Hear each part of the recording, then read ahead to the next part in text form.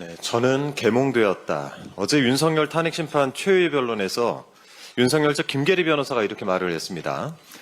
메시지 계엄이었다. 국민 호소용 계엄이었다.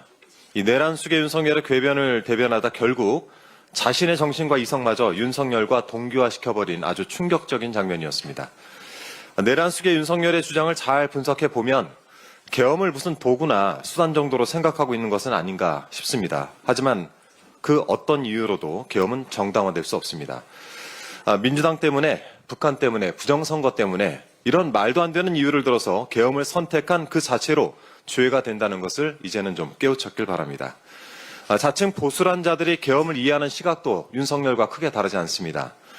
개혁신당 이준석 의원이 어느 유튜브 영상에 출연을 해서 비상계엄 당일에 대한 이야기를 풀어놓던데 적잖이 놀랐습니다. 요컨대 이준석 의원이 본회의장에 들어갔을 때 국민의힘 의원들이 모여 있었고 이들이 이준석 의원에게 망했다라고 말하더라. 또 같은 자리에 있었던 한동훈 당시 국민의힘 대표는 해맑은 미소로 손을 흔들더라. 본회의장 밖에서 국민과 보좌진, 당직자, 국회 사무처 직원들이 계엄군과 맞서고 있는 그 절체절명의 상황이었는데 그런 점과 저도 그 현장에 있었던 입장에서 이건 논평할 가치조차 없다라고 생각을 하지만 다른 이의 쓴 웃음도 보기에 따라선 해맑게 보이는 건 그걸 바라보던 이의 당시 마음가짐이 그래서지 않았을까 생각을 해봅니다. 해맑아서 참 부럽습니다. 그동안 잠잠하던 한동훈 전 대표가 오늘 책을 출간한다는데 그 내용이 계엄과 관련한 것이란 점에서 의미심장합니다. 국민적 충격과 분노를 일으킨 계엄을 본인 대권 과도를 위한 책팔이에 혹시 이용하는 건 아닌지. 언론 보도 등으로 알려진 바에 따르면 한동훈 전 대표는 이 책에서 이재명 대표를 언급했다고 합니다. 계엄 같은 극단적 수단을 쓸 수 있는 사람으로 적시를 했다고 하는데 이분에게도 같은 말씀 드리고 싶습니다. 뭐 눈에는 뭐만 보인다. 그토록 자신을 아껴준 형님이신 윤석열, 그 내란 속의 윤석열의 당적이 왜 국민의힘이겠습니까? 책은 본인이 직접 쓰셨겠죠. 대피를 한 것이 아니라면 타인에 대한 지저분한 비하를 버젓이 적어둔 그 책, 중요한 증거 자료로 잘 보존하고 판단을 해보도록 하겠습니다. 다시 말씀드리지만 계엄은 위헌이고 위법입니다.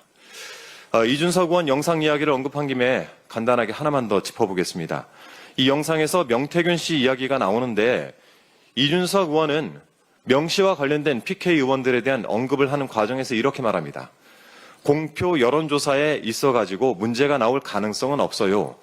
그분들이 문제될 일을 한 게 아니에요. 그냥 정상적으로 여론조사를 의뢰하고 결과지 받아들이고 요컨대 명 씨의 여론조사에는 문제가 없었고 조사에 문제가 있었다면 의뢰인이 사기를 당한 것이라는 취지겠죠.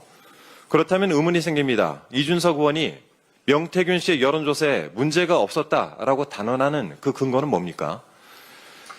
창원지검이 지난 11월 13일 작성한 수사보고서 여기에 따르면 피의자 명태균 등이 여론조사 자료를 조작한 것으로 강하게 의심되는 사정이 있으므로 압수수색 영장을 청구한다라고 되어 있습니다. 그리고 같은 보고서 본문에 김건희는 명태균이 제공하는 여론조사를 단순히 참고 삼아 제공받은 것을 넘어서 피의자 명태균에게 윤석열에 유리한 여론조사를 요청한 것이 아닌지 의심할 만한 정황이 있다라고도 명시가 되어 있습니다. 그러니까 김건희는 명태균의 여론조사 조작을 알고 있었을 가능성이 있다라고 검찰이 판단했던 것으로 보입니다. 2022년 4월 창원의창 재보궐선거 당시 이준석 당시 당대표가 명태균 씨에게 김영선 후보가 이기는 여론조사를 몇 개 던져달라. 그러면 사무총장에게 던져서 끝내주겠다라고 했다는 내용이 이 보고서에 담겨 있습니다. 그런 명 씨가 던진 여론조사를 몇 개 받아본 사람이 이준석 의원이기 때문에 묻는 것입니다. 명 씨 여론조사가 왜 문제가 없다라고 주장을 하는지 그 근거는 무엇인지 이준석 의원의 답변을 기다리겠습니다. 이상입니다.